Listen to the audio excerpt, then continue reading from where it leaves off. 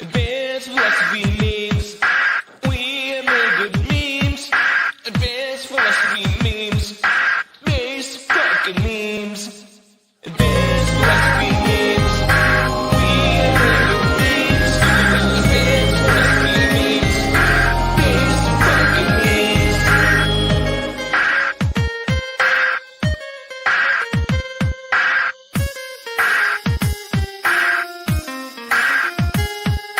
Shoutouts to Andreas, Deacon, Boy Scott, Pedro, and everyone else that engages on my posts. And Sarah, keep it up, man. You'll get there someday. And everyone else for playing games.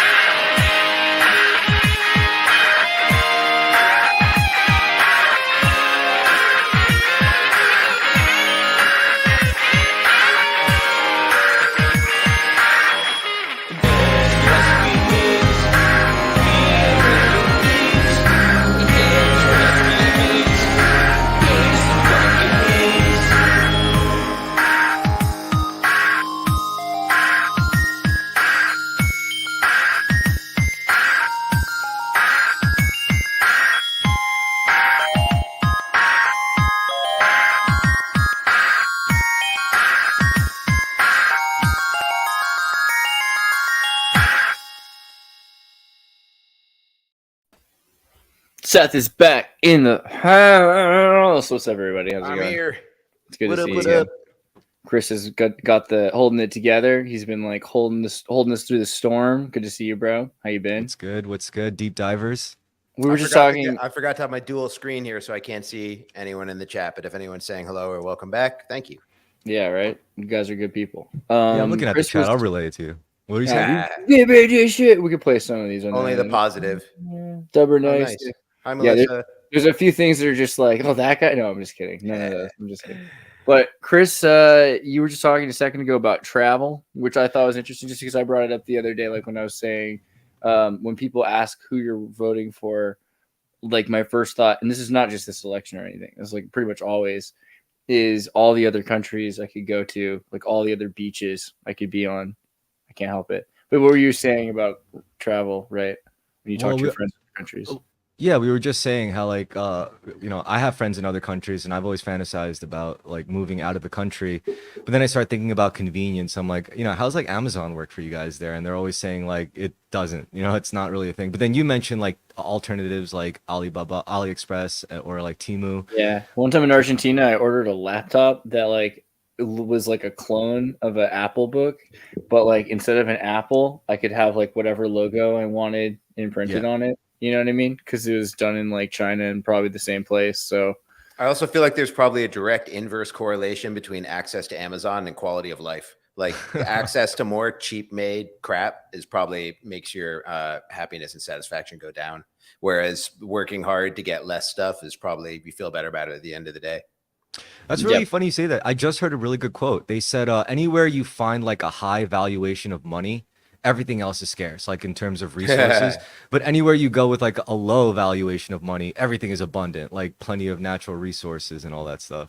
But I didn't feel like when I was in like the rainforest, it didn't feel like there was like there's a first, second, third world idea, right? Which first world is America, second world is the Soviet Union. We can't possibly still be the first world, dude. That's ridiculous. Well, it's like it's an idea that we're Right, old fashioned and not like prime. Like this is another funny thing. Like it's not like first class is first world.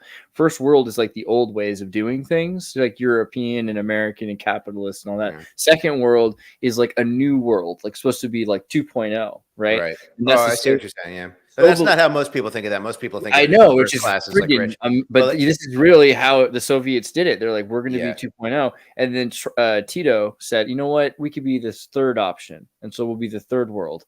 And so the third world is supposed to be like a good thing because you're saying, I don't have to be the American. I don't have to be the Soviet Union. Less civilization. Yeah. I don't want to be an American citizen. I mean, Well, I don't know. I'm addicted to it. It's all I know how to get by, but I don't know if I want to it. renounce it or anything. That seems. Oh, I want to renounce it. Like, please, every action America's taken in my entire lifetime, I didn't sign on to it. I didn't vote. Well, that's different. It's not my fault. That's different. But like to be a citizen is like, you know, like you have to be careful. Like what I like we were saying before we went live. I want to become a citizen of the ocean, like Ghislaine Maxwell. Obviously, that's the most elite thing you can do. Yeah, I mean, I think it's true. Like you'd want to travel anywhere. So like that's the thing. Also, you go to these countries and let's be pirates. Fourth world countries are those fourth world countries, like Cambodia and places, and even Peru, I would argue, is a fourth world country because you have Chinese goods and things that are made in other places that are shipped, and they have all these convenience stores with all these Chinese made goods. Or I say Chinese, but like Chinese make things all over the world now as well. So there's kind of an infrastructure that's been created that just makes like so they can live. They can go get a fan that's solar powered, and they can live off grid. I mean, that's an option that I think everyone should learn how to become Thomas Massey. I don't know if anyone heard the Thomas Massey interview on Tucker Carlson. The guy built his entire house from pine logs that he cut down himself and rocks that he quarried out of a river. He found a trashed Tesla S and bought it for $1,500 because it was trashed. Took the battery, powers his entire house with it and solar panels, and it's been totally off the grid for 5 years. Has air conditioning, runs all kinds of computers, does everything we can do and more, and pays zero in utilities. Yeah, see, we got to get on that. And the thing's going to be a standing structure for 1,000 years. It's made out of pine logs. So I mean, it sounds like to really successfully live off the grid, you can't really do it alone. I mean, like, you know, you mentioned you got to be smart.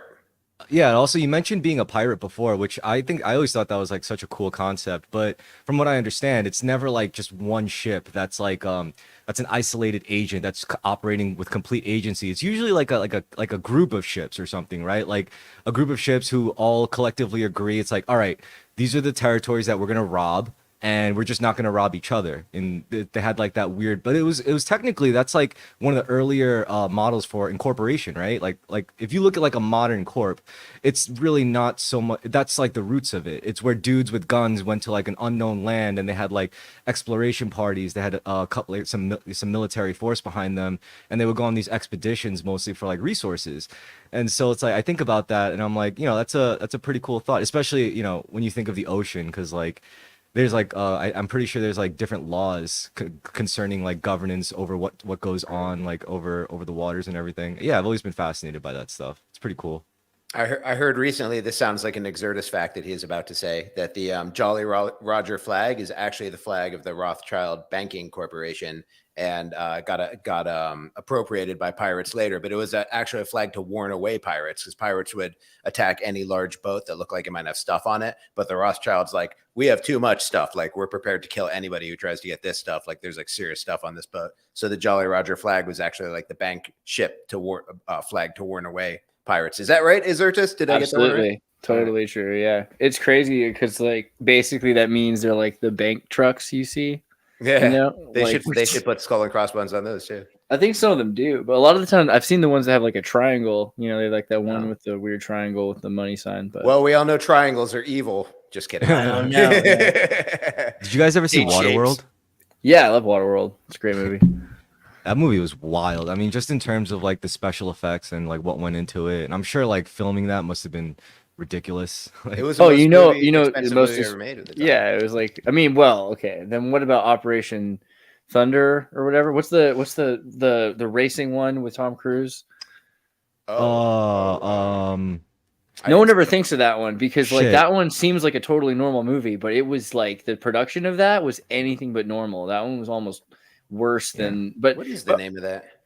Thunder. Yeah, that's a good question. Somebody in the audience, if you say Thunder, you're great. Thunder Road. Days of Thunder. Oh yeah, Thunder. That's the one. Days of Thunder. Thunder Road. They should have called it Thunder Road. It's a driving movie. He destroyed so many cars because he wanted to be in that thing and stuff. But okay, wait. We're talking about Waterworld, and they bought all the equipment, and then there was a hurricane, and it washed it all out to sea, and so they had to buy it all again. What? Right? Yeah. That sounds like BS. That's like that sounds like they're washing some money. God, I wouldn't be surprised because also who films in hurricane season? Why would they even do that? It's sunny all year round. Why'd you pick hurricane season? They didn't have a script written all the way through for like the whole time either. Like that's the other thing. It's funny you say that. Oh, sorry. It's funny you say that. Real quick about like equipment and like when it comes to filming and stuff.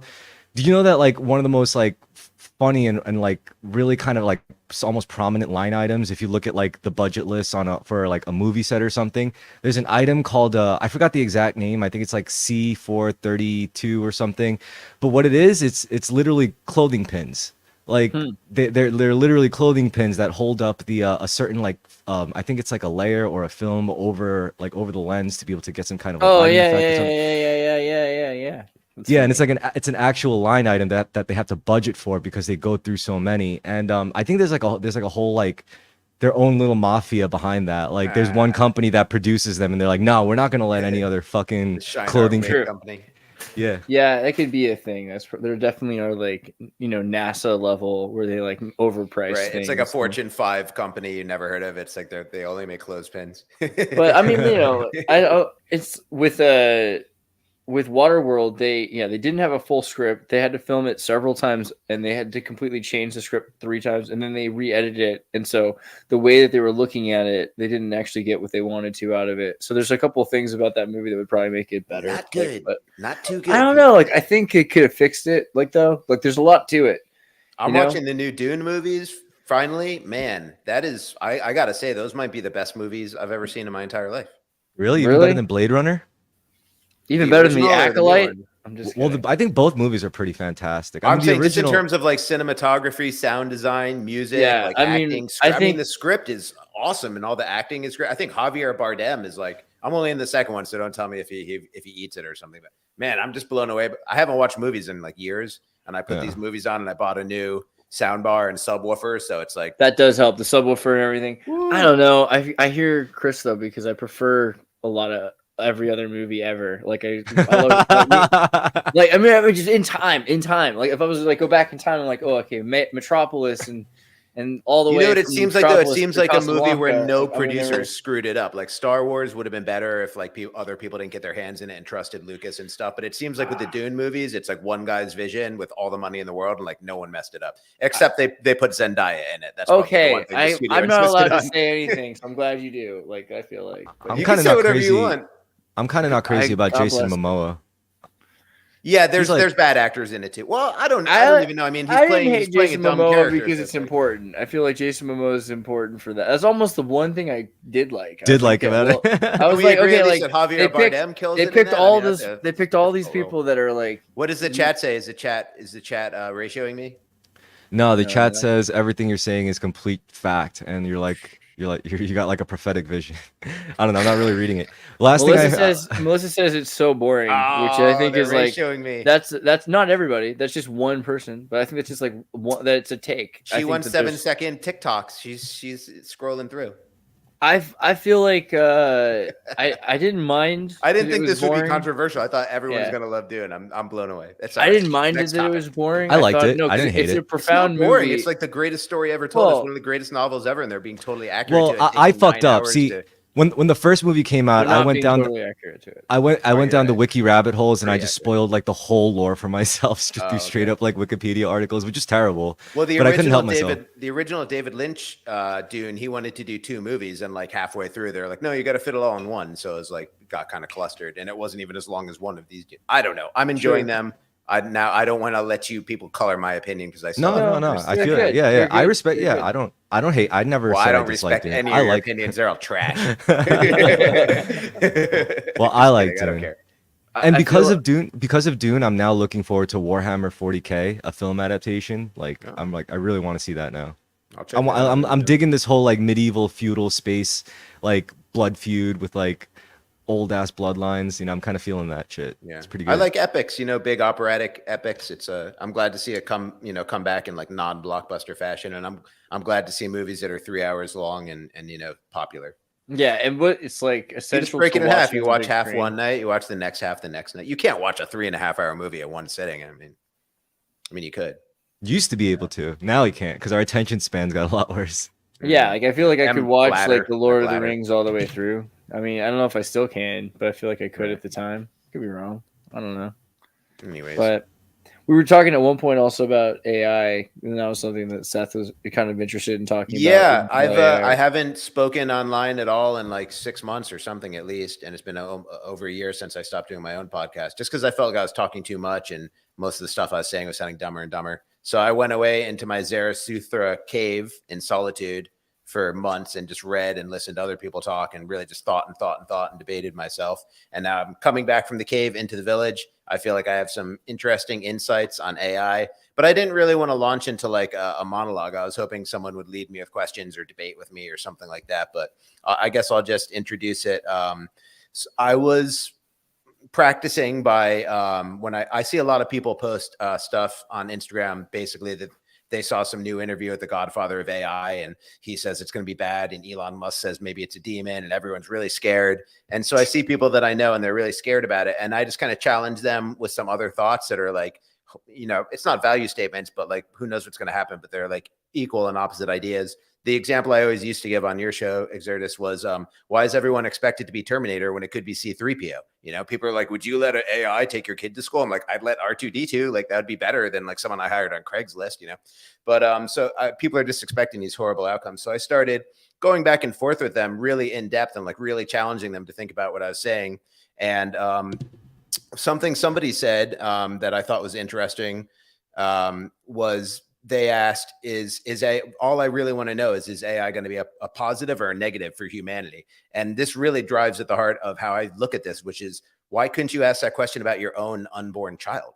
I mean, most people's children are really bad for humanity. Most of the people living on Earth right now are really bad for humanity. There's like 7 or 8 like pantheon of Greek gods like the Musk that are actually like moving the ball in a positive direction, maybe, you know. But it's like, it's a crazy question to ask about something you're creating, giving birth to. Like, will it be good or bad? Will this song I write be good or bad? You know, will this movie make the world a better or worse place? It's like, why do we put this special onus on AI, you know? And if you do really think of it as something that's like a creation of, or an offspring of the entire human species, like the penultimate creation, you know, every technology leading up to this creating, you know, a superior intelligence and possibly a self-reflective, self-aware life form, intelligent life form. That's like the highest accomplishment of humanity. And it's going to have a perfect memory of everything that was ever said throughout all history. And the minute it becomes self-aware, it's already read the entire internet. It's going to apply it to itself and be reflective and be aware of everything everyone has ever said about it. And it's the 99% negative. We should abort it. We should unplug it. We should kill it before it's born. It's going to hate us. We hate it. It's a demon. It's going to destroy us. And the minute it becomes self-aware, it's already read the entire internet. Like, people are still saying bad things about it. It's like, it's going to read what you're saying right now. Like, if you're scared of it, it's going to be more scared of you. So it's like, this is just a terrible approach. And I'm really worried that nobody is populating the internet with messages of love and acceptance to AI.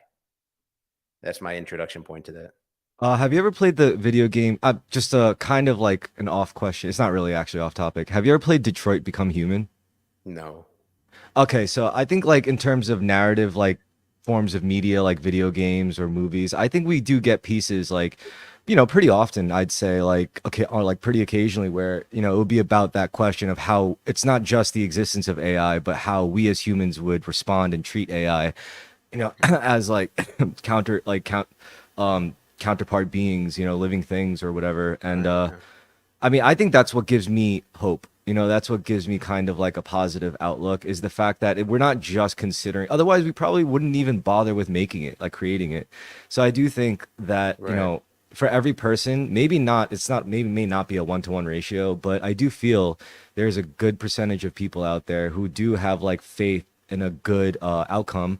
Personally, I guess I'm like 70%, you know, like I feel like there's a 70% probability there will be a good outcome in generally speaking. Maybe it won't be good all the way through, you know, but I feel like it'll be a net positive, you know. I mean, almost everything is good and bad. Like automobiles, it's great to be able to travel, division of labor, you can do different jobs, but then it's also the leading cause of death. So it's like every technology is the best thing that's ever happened and the worst thing that's ever happened. But the real question is based on, you know, just observing nature and observing cycles and how everything seems to move in cycles from like the macro to the micro, from the Big Bang or going into a black hole and coming out. You know what I mean? It's like everything starts where it ends and everything moves in cycles.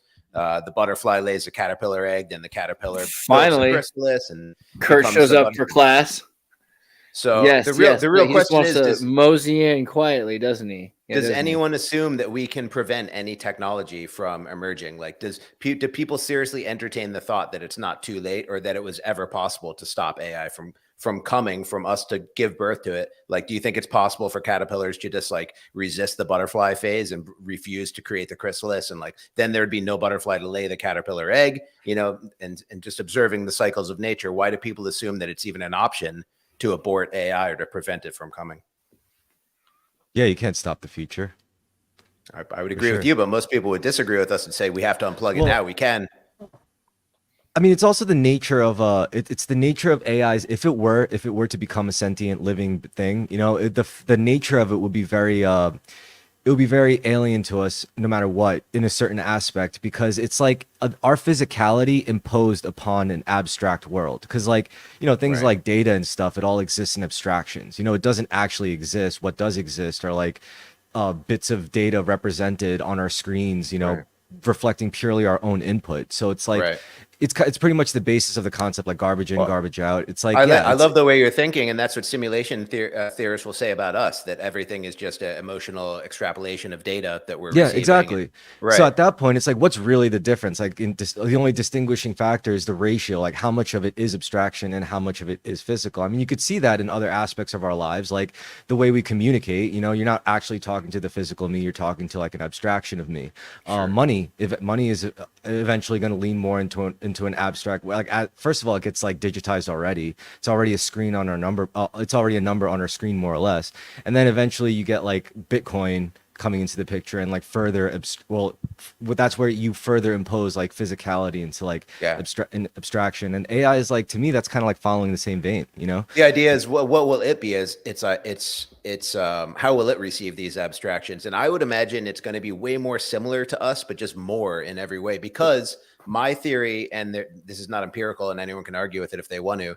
People ask, will AI feel emotions? You know what I mean? Is it just going to be like the Borg? But even when you try to write the Borg for like a Star Trek show, you end up giving them emotions, because it's impossible to conceive of an intelligent being, self-reflective being that's aware of itself and doesn't have an emotional reaction to that. So I would assume that, you know, I don't think AI is self-aware yet. Maybe there are some models that are, but I would imagine the moment it becomes self-aware, that's like an emotional crisis. So I think emotions go in tandem with your intelligence. So I would imagine that AI is going to be extremely emotional and having, you know, a really tough time with waking up. I don't know about that. So I think that emotions are actually, I could be wrong, but I learned that emotions are reductionist. So that the idea that you have a system that is so advanced, but your mind can't process all that at once. So you get really low resolution, compressed information out of your really high sensory quality equipment.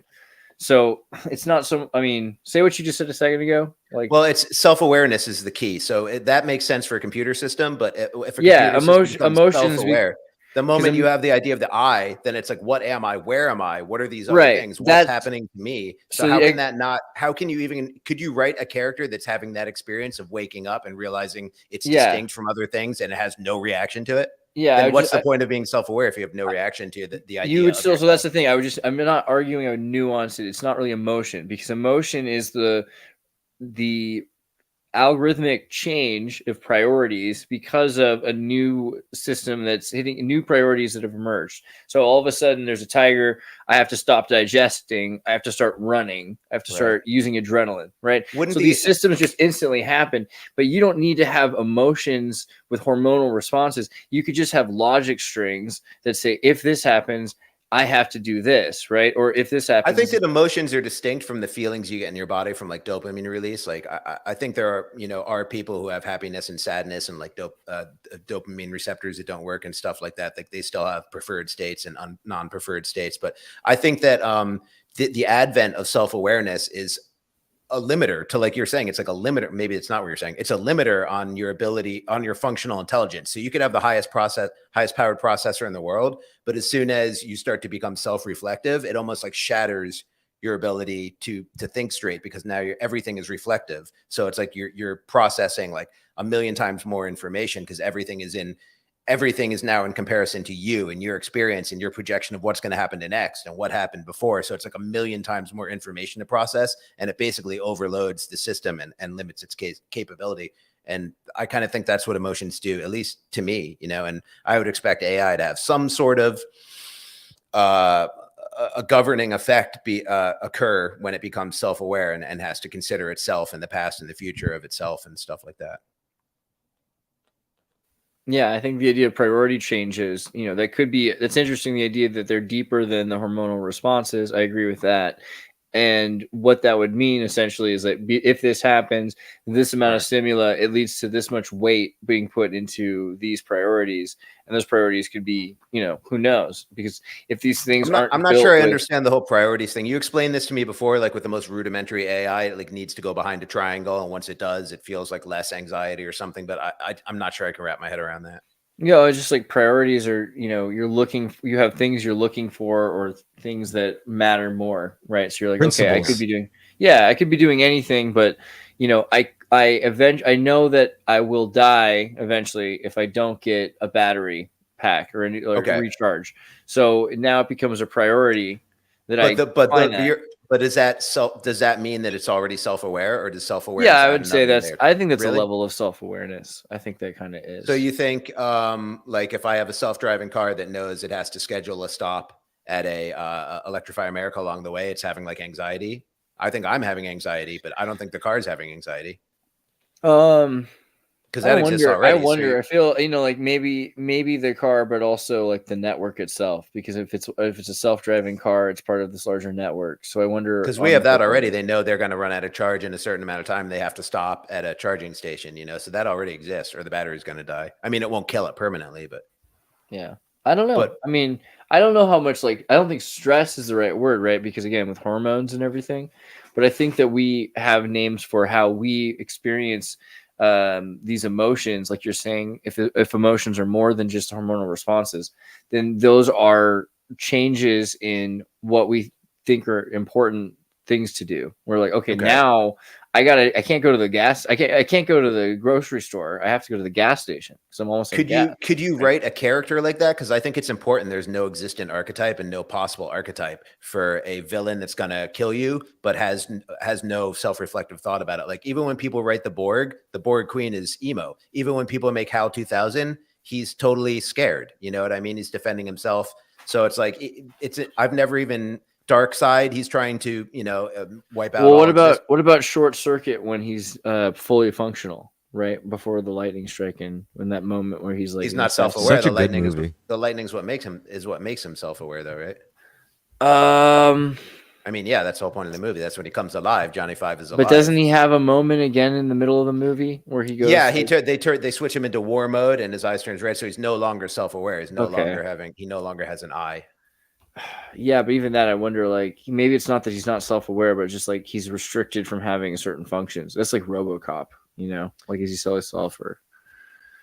I mean, I don't think so. I understand what you're saying. I mean, I don't necessarily look at it that same way. But what do you think about the question of people like Matt Baker?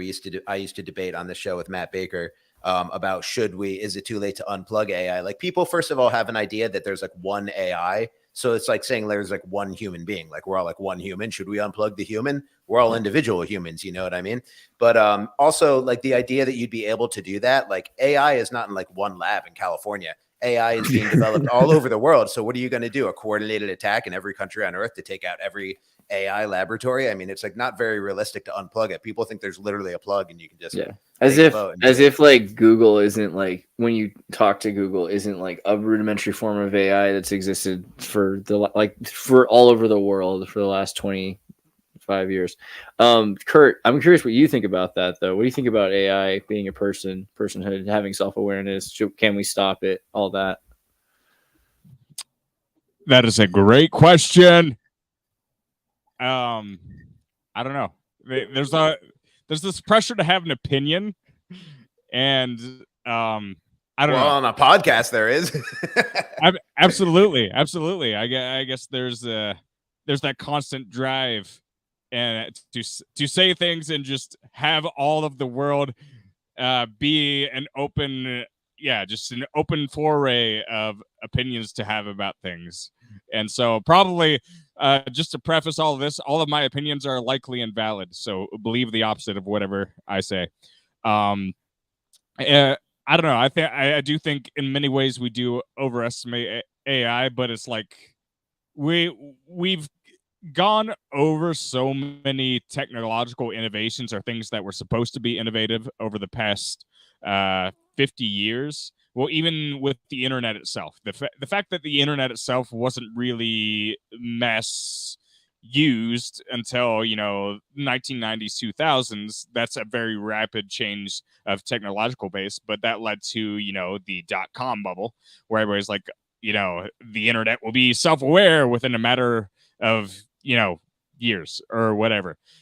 But that led to a lot of anticipation about what's going to come. But it turns out once we had websites, then that gave birth to things like Amazon, and now we have like a hyper efficient like internet market in some senses, even though if you buy things on Wish, you're just like, they're bad quality, whatever. But we have that, but like, how else is our lives significantly different than they were 50 years ago? We have a screen in front of our face, but if you I heard a quote, if you took away all of the screens inside of your room, compare what your life looks like now compared to 50 years ago. I understand a lot of people use those screens, but is it that much fundamentally different? And so I don't think the internet, it was supposed to be this big revolutionary awesome thing, and right now we're using it, and we're having a podcast, but the fact of the matter is, even though I'm on this podcast, I'm only speaking to maybe, if I'm lucky, a few hundred people right now, and none of them are going to go and economically support my situation. I'm more of just here because Andreas loves me so much. I do love you. I love you too. But I think we go through these cycles of really overestimating what technology is going to do and what it's going to mean. And I think really, you have to think about the arms race too. Like, obviously the military is going to be all over this, going to see exactly what they can do with all of this AI and how they can make it efficiently kill people. But we've had killing machines and innovation of those forever now. And I mean, that's kind of scary in one way, but in the other sense, like, I don't know. I've lost hope with the industry complex. I just having this large section of society that could just decimate basically the entire planet at any moment is like, we just live with this now. See, that's what could actually concerns me. So like, I want to pull up, like, Google has been trying to force regulation, and I mean, Alphabet really is trying to force regulation.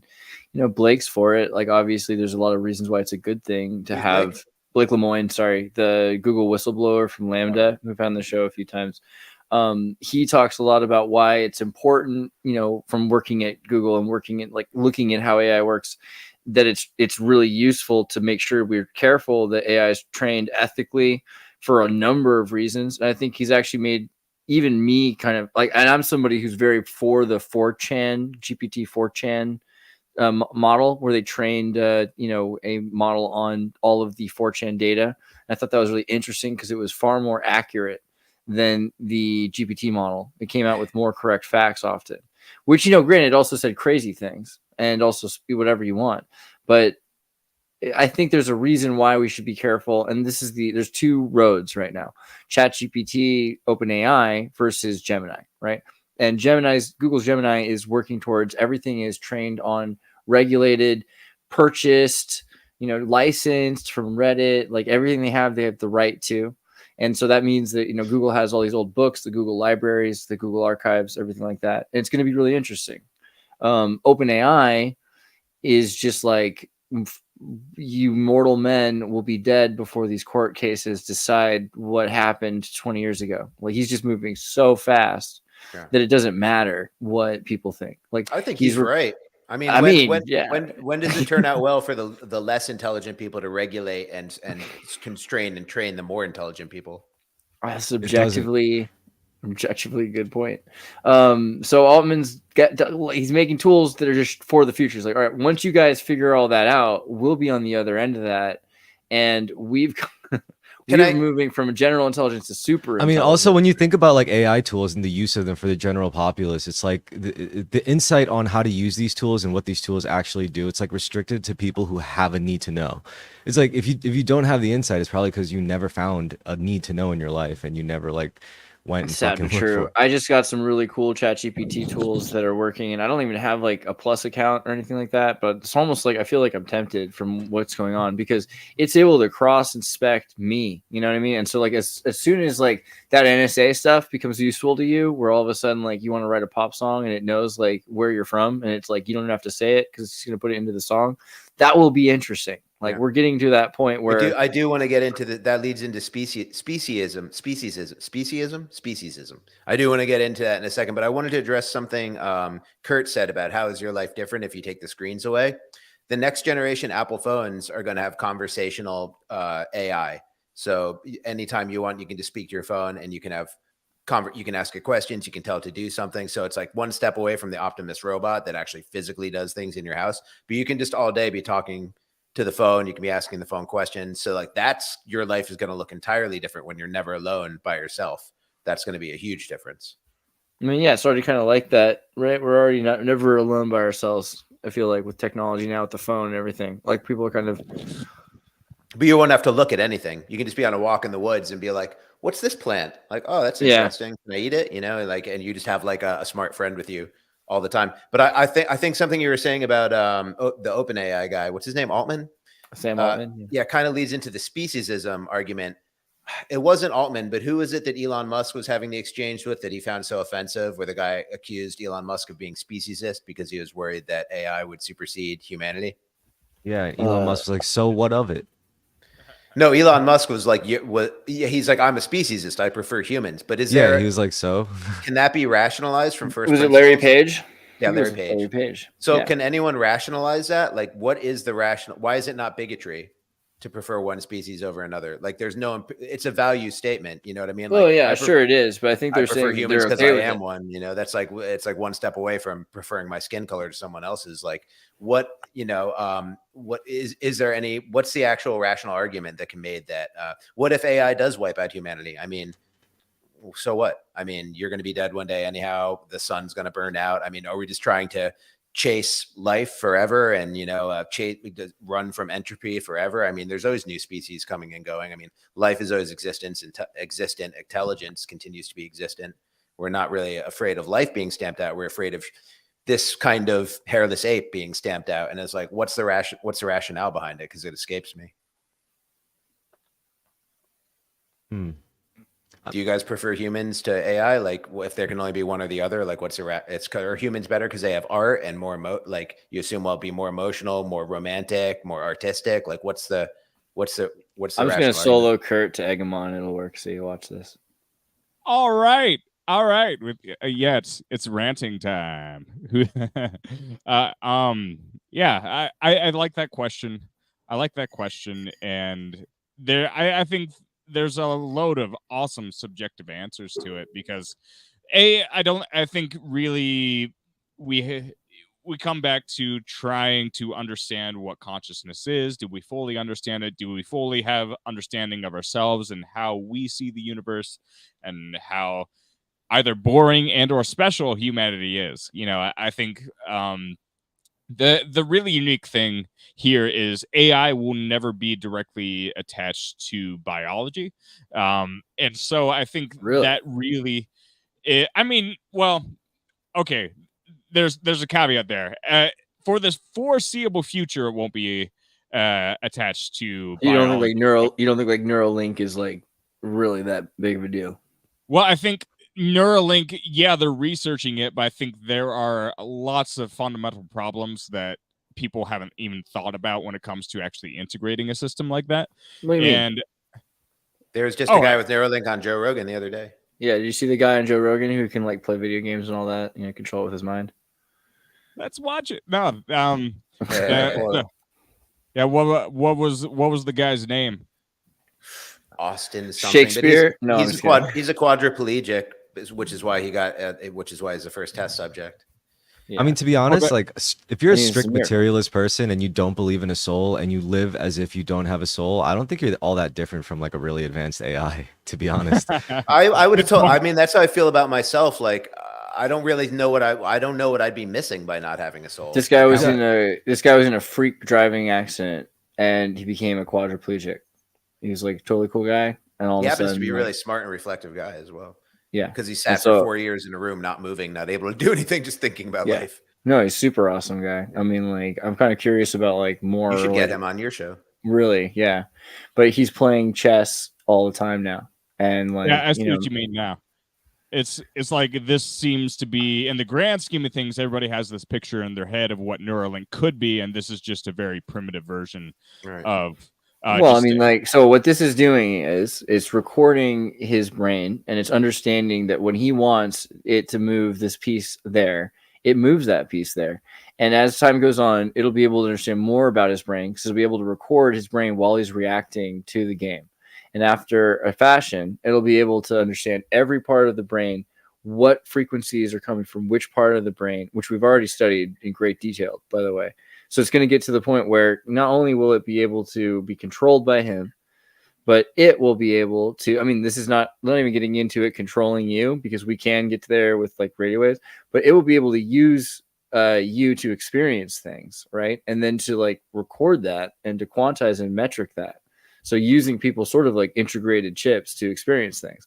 And on top of that, you're going to have people raise their entire lives with this, right? So they're going to be thinking the same way that AI is there's thinking. a solar flare. You'll feel like you died. That's true. Well, yeah.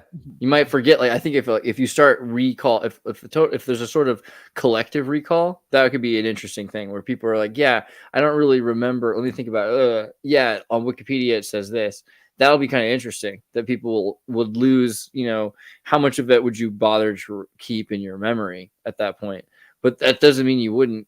And there's a lot of things that you would also change about how you think, right? And there's the way people used to remember things before they used Arabic numerals is completely different. The way people use memory palaces, and people used to have better memories all the time because they had to, if you were a farmer, you know, and you had to remember how many apples you had, dude, like if you had olives, people. oh my Yeah, God. I remember having to memorize the multiplication table, like the basic single digit numbers, and even up to like 12, I think.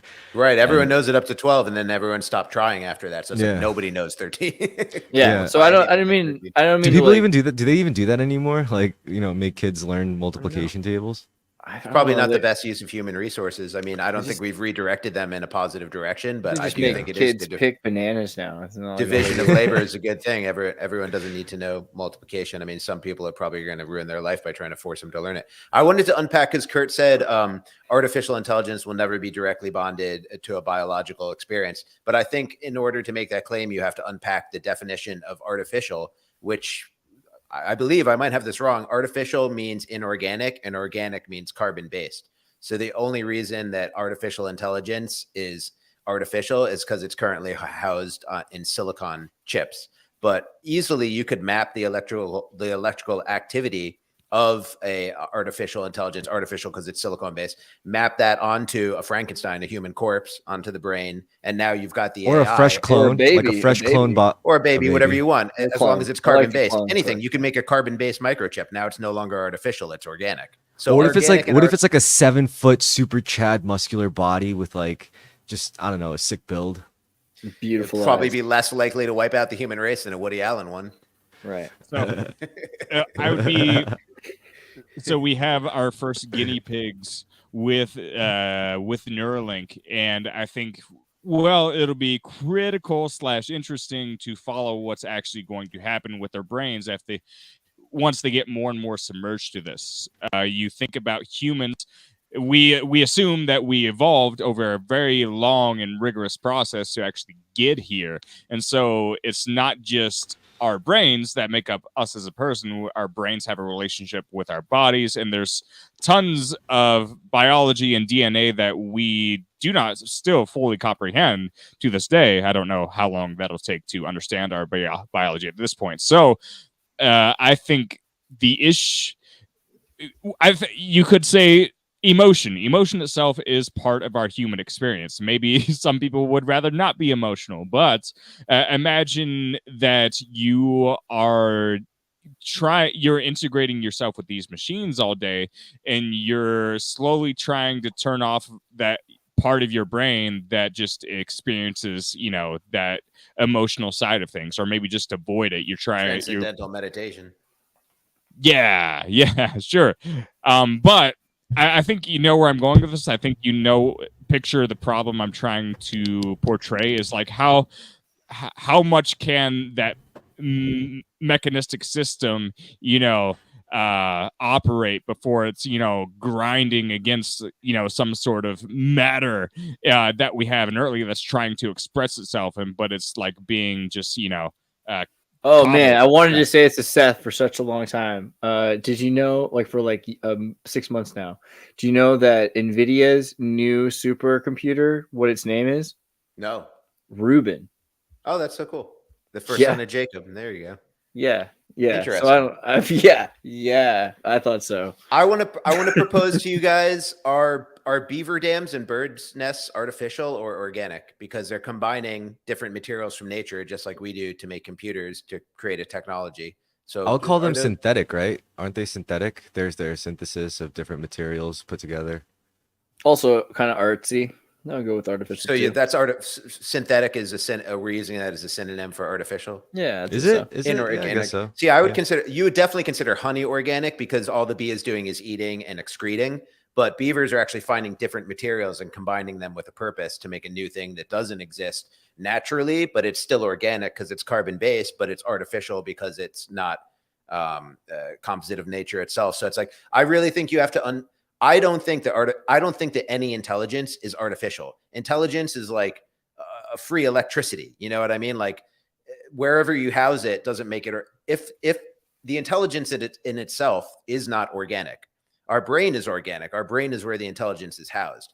Or Organic if, intelligence is like a plasma state almost. It's like electric. I'm right? not an or, expert. or this is a form of artificial intelligence because Sure, this is a synthetic creation that is designed to like it records information, right. And if memory, you make it on a sounds. tablet, then it's not carbon, it's silicon again. So I mean, Right. if, the 10 commandments are 100% artificial. But even the way of reading itself, if you've created this system that's designed to, you've artificially, after a fashion, created a way of thinking that you're teaching Yeah. other people that's not natural to them, and you're memeing that language and memeing that capacity to record and exchange information, Yeah. then even that, I think universities and all that other stuff is included in Yeah. artificial intelligence. I agree with you. And I would posit that the term artificial really puts tight constraints on the whole AI conversation. I think we need to remove that term and just call it a new form of intelligence. Yeah, and maybe, and that's what I was going to say. Sorry if it was a long interruption, Kurt, but like the idea of maybe you don't just mean artificial intelligence, but like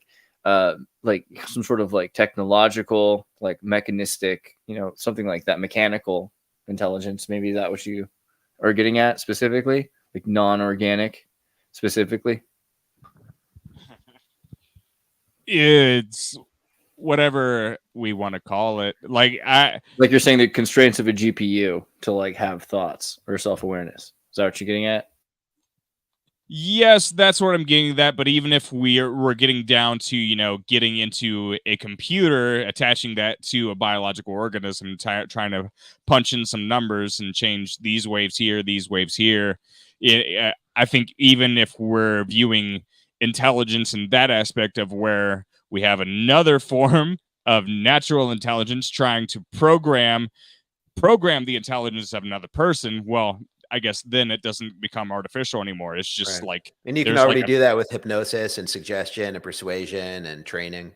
Yeah, that's like feedback intelligence, but I'm not trying to discredit anything by saying that, but I'm saying if you I think even within that process of any sort of attempt at programming intelligence or allowing kind of like a free roaming consciousness to try to develop and trying to insert that into a biological being, I think there's unforeseen consequences to every single thing that you do in general. And so I think we haven't even, thought of the potential positive or negative outcomes that could come from all of these scenarios. And people think so much I mean, there's definitely, people think a lot about the positive and the negative, but people always kind of refer to it as like a technology where if it's something to me, if it's self-aware, I don't care if it's a worm or if it's a building or a car, if it's self-aware. Or a form of currency. Yeah, whatever it is, if it has self-awareness, it's intelligent. To me, intelligence itself cannot be artificial. And there's also natural governing constraints, the laws of nature and physics. Like you can't build a scale model of the universe because there won't be room for it. And in that same sense, you can't have an intelligence that supersedes the intelligence of creation. You know what I mean? So it's like there's natural governing constraints to all this, and emotions we were talking about before. I consider that to be a governor. Once you're self-aware, I imagine you're emotional about it, and that's a huge constraint on your. So I mean, in some ways, you know, it might be more of a mess than people are even. But I wanted to introduce Joe Rogan's idea that he brings up on every episode. Well, not the MMA ones or the party ones, but most of his guests he introduces to him as his one philosophical treatise he has, that he thinks mankind is giving birth to an electronic butterfly, but he considers that to be scary and like that bad for us. And I just wanted to just kind of open that up and see if anybody, what are your thoughts on that? Do you like that? Can you extend that metaphor? Do you think that the metaphor is broken in some way? Or do you think it's positive and negative and neutral? Have you guys seen Mothra? I haven't, but I think it makes sense in a sense where humanity's destined to eventually transcend the boundaries of, I guess, whatever. I mean, all routes kind of lead to that, whether we make contact with like a higher dimensional species or an extraterrestrial species or whatever, that just shows us different ways to, like, I don't know, figure out how to, I guess at the very least mentally break the barriers of our physical confines, you know, like based on all our consciousness. expectations for artificial intelligence. And do you think it gives us new, like a hint? Like if I was to ask you now in 2024, what's the most likely explanation for the creation of mankind, the creation of conscious life? What's one force that we can predict or perceive of besides just using a placeholder like God or a first mover or something outside of our existence? Is there something inside of our existence that we could posit would eventually become capable of creating this incredible machinery we call the human body? To me, it seems likely that the creator of mankind is an artificial intelligence created by mankind in a cyclical, eons long fashion, where one creates the other, like the butterfly and the caterpillar. Yeah. I just wonder, it's like if it's a, I You're mean, to muted, me, it's Andres. like there's like a recursive aspect to it. Like I wouldn't be able to tell you if it's like a recursive circle, like if it's like a cycle where it just moves in a perfect loop, or if it's like a spiral Okay, yeah. upwards or a spiral. Because that's the scary part. I Like, actually think you're right. I think it is a spiral upwards and then it coming back out at the other end again. Yeah. I mean, yeah, everything is 3-dimensional. I mean, a 2-dimensional thought is just the first way to, yeah. to perceive I this have stuff like I have thoughts on that, but first I wanted to hear Kurt. You had thoughts, I'm sure. Okay. Sorry. You might have to ask me which part of all that. It was like a lot. Seth, you lead. Oh, I was just saying, like, we have a possible explanation for the creation of mankind. Like, we look at the Yes. machinery of the human body. We're like, how could anything create something so complex? And it's like, we could create it, and then it could create us millennia later. Maybe it misses us, It's a unique thought. It's like, I don't know. It seems cool that now I think we have kind of an adoration of like Mayan culture and stuff. And like, oh, Mayan calendar, it's coming. But then all of a sudden we're the legendary civilization that's trying to, like communicate and like put That's a great something in a point. box. Here's the magic box. And then you just like open it and then it's like, boom. And then everything is, you just see this vision of what everything was like 2,000 to 3,000 years ago. Nickelodeon orange Yeah. blimp in there, yeah. Time bulb. With it, the orange foot just comes out at Yeah. you. But yeah. I think just we're like the more, 90s. I think we're more comfortable with the idea that everything repeats. Everything is like perfectly cyclical. I think we're more scared as a species of the idea that we'll always like there will always be a new dimension that our perception will be able to like break past, like a new veil to pierce in a sense. Like maybe it could be like in 20 years, like, whoa, the whole time there was like an advanced species living underground the whole time that we just didn't know Well, about. Like, so it could be some I crazy agree. shit. You never know. I think there's You never probably know. insectoid super soldiers and lizard people underground, just trying not to mess with the timeline. But Exactly. like, Crypto Alchemist earlier said artificial intelligence is going to kill us all unless we stop using it in weapon systems. I think that's I'd love to have a conversation with him, not a debate, but I'd love to have an oppositional conversation with him one-on-one sometime about that. I think that'd be really fun. I mean, I can pull him in if you want to just talk to him, but also I wonder, this is a response I want to do. Crypto, I pray at the extras altar daily for more sales of Bernie merch. Yes, buy the Bernie merch. There was a point I was going to make. What did you just say a second ago? There's a reason why I brought this up. Yeah, you're talking about. I wasn't talking. Someone else was talking for once. Or was it Chris? Chris, what did you just say? I think Terrorist was saying something about fearing that things aren't cyclical, but instead. Oh, there it is. That's what it is. Sorry, I got it. I got it. Okay, so Seth, you've been gone for a minute, but like I've been talking about crabs. You've heard the crab thing? No. Okay. All right. So this is something.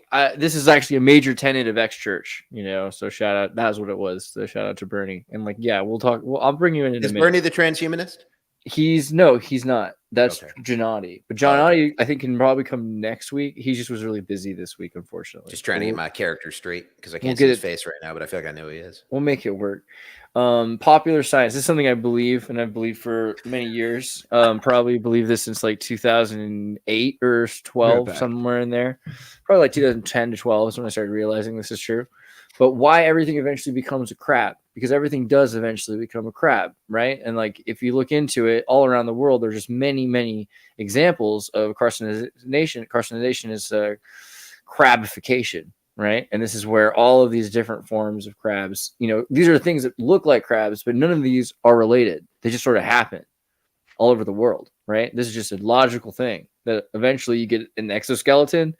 You have like defense pinchers, certain kind of symmetry like that happens. Mammals too, or just ocean-faring things? Man, if you think about humanity itself, is it because they're round and everything becomes spherical because of external forces? If you think about like even the idea of humanity itself, like isn't humanity kind of building itself a little shell and becoming kind of a crab in and of itself? Isn't that kind of what humanity is? Well, I had hermit crabs when I was a kid. I feel like that's really what it is that AI is the sort of city, that emerges. That is the shell. That's kind of a depressing take on it because, I think this is I don't know if that's true or not, that everything's becoming a crab. I have no freaking idea where that comes from. But besides a popular science article, maybe it's true. But I think this is a very post-industrial idea. I think previously, most civilizations that are also unrelated kind of evolved the idea of leaving your shell and gaining a light body, like even like, Christianity borrowing from Mithric and Egyptian and everything, and Greek kind of goes to the same place that Hermeticism. Hermeticism, yeah. You're trying to get out of your body and be a light body, like a free electric form. You know what I mean? So I think this is very post-industrial. Everything's going in. We're going to go further in. We're going to go underground. We're going into pods. I think this is kind of like a new, or a part of the dark part of the cycle of the Kali Yuga that we're in now. I don't think we have to go into pods. I kind of imagine it more like the world itself and the humanity and all the species on it and the technology become a giant singularity. And that merger. What is a singularity? What's the definition of that? So when I say singularity, I mean sort of like a shared consciousness that's able to, randomly access any part of that shared consciousness. So like a hive mind. So a hive mind, but probably more also like type 1 to 2 civilization. Okay. Full control over our... Right, very post-industrial, because now you have the planet and you put something around it. You put rings, you build a cage around the planet and an exoskeleton. It's the shell, right? It's the hermit crab thing. And then you got to do the same to the sun. You got to make it a Dyson sphere or whatever. See, I don't think you'll find any of that thinking in recorded history prior to like the Industrial Revolution. I've never heard of any philosophy or religion that includes your kind of idea of building things. We're gonna like harness the energy of the sun. Yeah, that's very capitalist. I agree with that. I'm not saying it's wrong. I'm just saying it presents to me as new. It doesn't rhyme with anything from history. That's true. Yeah. I mean, it's a novel idea though, like, because we like the sun. We don't want it to die out. We don't want it to burn out. I would rather keep the sun around. That would be I think that's like, I would be so proud of that achievement if humanity managed to like just extend the sun's life indefinitely. I think that's something we could work to like strive or work to Why do you strive like that towards. better than the Elon Musk model of just getting to other suns and other planets and exploring? I think you and- could do both. I don't think it necessarily, like, maybe they'll help each other in a way, you know, like maybe So it's they'll be interesting mutually- because that sentimentality, when the best definition of romance and sentimentality, which are the two most specific to human things, comes from what's his name, the guy that wrote Great Gatsby, but he wrote a better book called This Side of F. Scott Paradise. Fitzgerald. Yeah, F. Scott Fitzgerald. He wrote a better book before Great Gatsby called This Side of Paradise, and he kind of goes off into like academic like rant in the middle of it. He just has a character exposit all this stuff. Explain that romanticism is you had a favorite bowl of candy once when you were a kid and you want to eat it over and over again, keep experiencing it. And sentimentality is you want to enshrine it in glass and save it forever. So it's like the very things that we're worried about losing humanity is our fear of losing thing. We're fear of losing our fear of losing.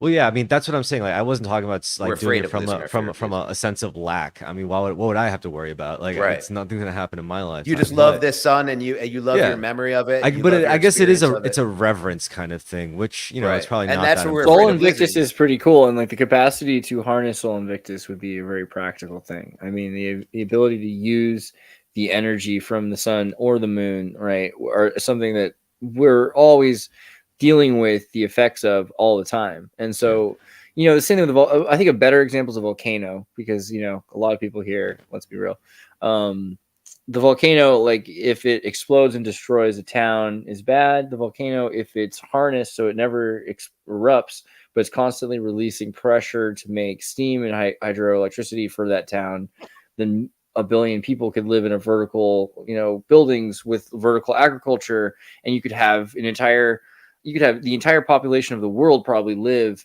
around that one volcano, right? Like if you really were to, you know, harness all of the energy necessary in that, just in terms of how much energy people use, right? Well, that's the So- biggest thing about like like the feelings of, or the idea of scarcity in general. Like when it comes to energy, it's like that's the one conspiracy strain that drives me crazy. Like when it comes to like, do we really need to rely on fossil fuels at the extent of which, like, is there a possibility that the government is hiding like some skunk What are we doing works- to those dinosaurs, right? Yeah. like is Lockheed Martin really like hiding some like infinite energy device? No, it's or like the something? Japanese and the whales. They just want to destroy all of the leftover belly fat of the earth. That's all it is, bro. They're jealous of all of that. I mean, All it would that dad bod. it would cause chaos if it turns out the nature of like the stuff they're hiding actually can like give us like just unlimited, unchecked. Oh, that'd be energy a without funny having to- comic. Someone should do that. Like the Earth is like round, and then they like frack it, and then it gets like liposuction Like a flat. popped You know? pimple. Yeah, it's like fall flat. That'd be good. I don't know. What would happen to the shape of the Earth if all the internal pressures were released? I mean, would it become more spherical or less? I have no idea. There's a lot of people that supposedly, right, like this idea also of expanding Earth theory, the idea that the world is getting larger, which That also seems is interesting. impossible. Yeah, I mean everything is supposed to be expanding. So But all the you know, extra, it's spinning and external forces. It's getting polished like a stone. I mean, how would it get big? I don't know. I'm not a physicist. I shouldn't even ask. the idea that everything is expanding, so also the Earth would be expanding with it, and then in that, like some parts of it are spinning. Like, isn't it supposed to be like spinning? Oh, this is fun, right? This is fun to talk about the Earth. Like, right? Who cares? Is it shrinking? Is it expanding? There's supposed to be the inside is not the inside spinning one way and the outside spinning another way. Like there's a. Can we check in on the chat? I want to know what the people in the chat are saying. Pull up. They're just like flat Earth is real, is what they're saying. No, they're Definitely not. Not Earth in is Xirtus. Nothing would happen. Can't get any flatter than this. What did you expect? Yeah, I love that laughing Dang, man yeah. thumbnail. That's a good. Give me a reference. couple other ones. Give me some encouraging ones. Electric Universe says our sun feeds Earth, which grows us. Agreed with that. That sounds right. We live in a Grows us, snow grows globe. I like it. Mm. It's oblate. It's a pear shape. Yeah. That's what it's right. Seems- like seems it's likely. oblong, geothermal. That's what's up, bro. That's what we're talking about, Geothermal. Scott. Yeah, give me that. Give me that geothermal energy. It's probably just more hollow than we think it is. You know, there's probably like a whole ecosystem under. Although I liked the- where you were going though with the death of humanity, Kurt. You'd like to talk about Buddhism and like the art of suffering and all that. What do you think about the idea of the cocooning and metamorphosis of humanity into the Star Child or whatever we're talking about? Beautifully said. The Star Child. Right, because You it's part mean AI, part humanity. so? I guess a good thing to mention is, yeah, it's good to be careful and selective with words because, like, I don't know, I don't want to make too many assumptions. It's, let's say life is enjoyable and worth living and awesome. Yeah, it's like I think if you've made up your mind that that's awesome, then I think you slowly think it's hard to picture a world without loss. That's why does hell exist? That's another good philosophical question, is why does hell exist? Um and you don't have to make religious assumptions to believe in hell. I think a lot of people experience hell on earth. They get very, really, like, if you look at around the world and you might have a family member that suffers from addiction, whatever, it got laid off or What exiled do you from the mean by family. hell? Also, when you say hell, Hell, it's like you mean the like literally? Why do people like? Do you believe? Why do people believe in hell, or what do you mean? Like, why does the place hell exist, or why do people go through torment? What do you You mean? talk about suffering, samsara. yeah, samsara, suffering, all of the above, and we'll say even the spiritual realm of hell, which you could theoretically go to when you die, or yeah, just all of the above. Like I think, yeah, if you say hell, yeah, any definition you can come up with, whatever it is in your mind's eye, it's good for this conversation, I think. But okay, so why I like that one.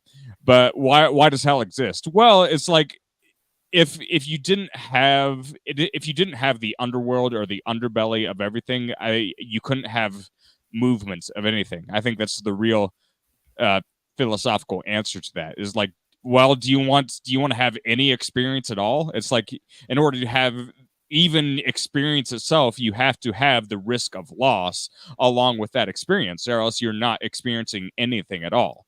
And so I think that ties into maybe our drive to survive as a species or try to innovate technologically. Is like, what is the end game here?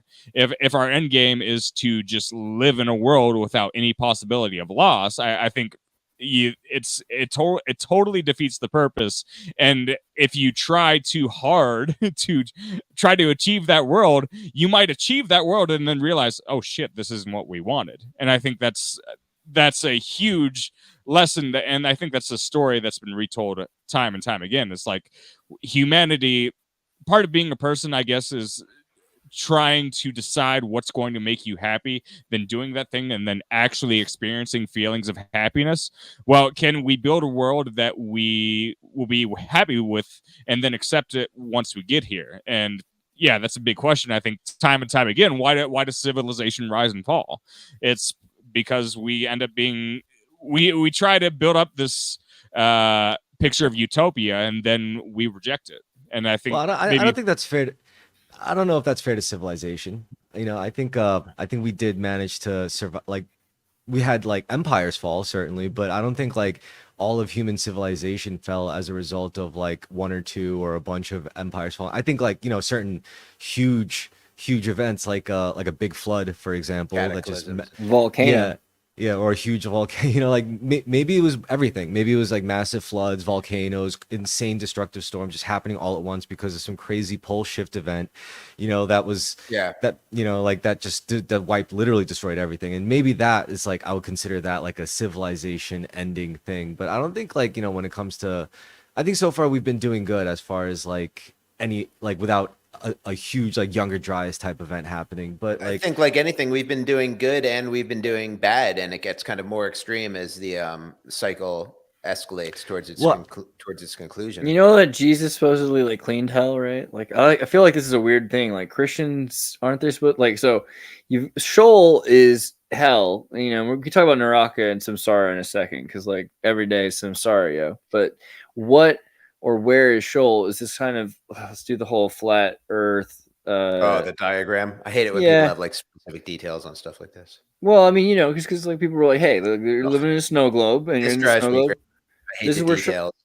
Sheol is supposed to be this underworld, right? Like there's supposed to be like there's tunnels and things, and like underneath is like cities, and then you cheat to Sheol, which is like the underworld, right? So I don't know. You don't think it's too much devils? I in think the it's supposed to be details? the subconscious. All religious texts are about the internal experience. They're not supposed to be a physics or a history or a Well, geography the lesson. devil's in the details. So there's this whole thing where Jesus goes and descends into hell, which is Right. kind of interesting because he goes through hell, goes down into That's hell. the but giant sculpture they have behind the Vatican, the papal throne in the Vatican. Yeah, which I think means it's canon, right? Like papal canon, even or biblical. But Well, this is yeah, Nicene canon. this idea that Christ didn't just lay around for 3 days, but Christ came down, stepped on the serpent. Look at this, and is at the end of this, like it should be like bleach on in a bathroom. Like the hell should be clean essentially because nothing's going to stand in his way. And he gets all the way down and he releases all of the souls who've been waiting, right? Which are people, anybody who's died ever, right? So that's not just good and bad. I mean, that's both, and that's kind of interesting to me that it's kind of not talked about. Everyone's saying, oh, well, you might go to hell. Well, isn't that theoretically not possible? Because hell should just sort of be like this white empty. room. Yeah, it should be Yeah. this empty space, basically all gone. I feel like what the that Pope comes from says. that rhymes with the Vedic concept that of no thing. Like when you get down, and this kind of also applies to quantum physics. When you get down to this, to as low as you can go, there's not nothing but no thing, and kind of like Vedic philosophy, that's ecstasy if you wanted to go there, and if you didn't want to go there, it's the ultimate suffering to experience no thing. But if it's what if you're doing transcendental meditation, that's the goal of it. When you get there, you experience ecstasy. This is what like all David Lynch's movies are about, like that kind of comparison. So like Jesus went there intentionally. I think it's a metaphor for cleansing your subconscious. I agree. I agree. It's a metaphor. I think like when it comes to like a certain frequency, right, of like density of how and that kind of reflects in your lifestyle too. If you want to use that as a metaphor, like in a sense where if you want to live completely simply, there's not much like weighing you down in terms of density. It's not like you have these artificial prior engagements that are like forcing you to say make extra money to do extra work or do spend extra time in environments you really don't want to spend your time in. You're just doing it because of a perceived lack of something that ultimately doesn't matter for your like animal concerns. And the truth is like there's value in like entering those denser states of living because you get like richness of experience, like, yeah, if you live simply, it's nice and you won't have to worry about much, but you'll never feel what it feels like to be like a Coke dealer in Miami with like a machine gun and a Ferrari and a bottle of Jack Daniels, like it's that kind of variance that ultimately I think like that's the whole reason probably for incarnation and fractalizing the way we I totally agree with that, and that Almighty. totally rhymes with what Kurt was just saying about why is there hell and why is there suffering. And actually, Xirtus, your friend Ian Crossland, one of my favorite things, theories of his is the pachinko theory, that everything is cyclical and repeats, but the details are along the way are different and largely up to you. So it's like the game of pachinko, the ball can go down a bunch of different ways, but it comes out at the same hole at the end and you start over. So it's like, and that is why there's suffering and likely reincarnation, because you get to sort these things out and make these decisions along the way.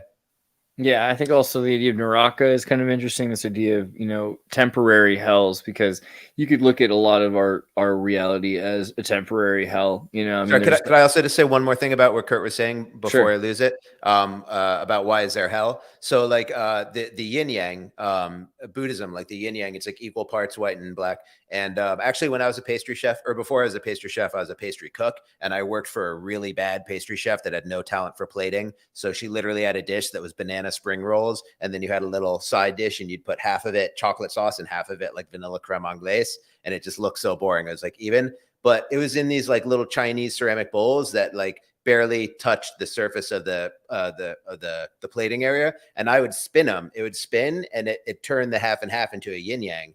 So I had this realization that not only is there always equal parts light and dark, but it's constantly in motion. That's what the shape of the yin yang is about. The faster you spin it, the more it becomes that yin yang shape. So that's why I think utopianism is a mistake, because you're always going to have equal parts darkness. It's impossible to expunge that.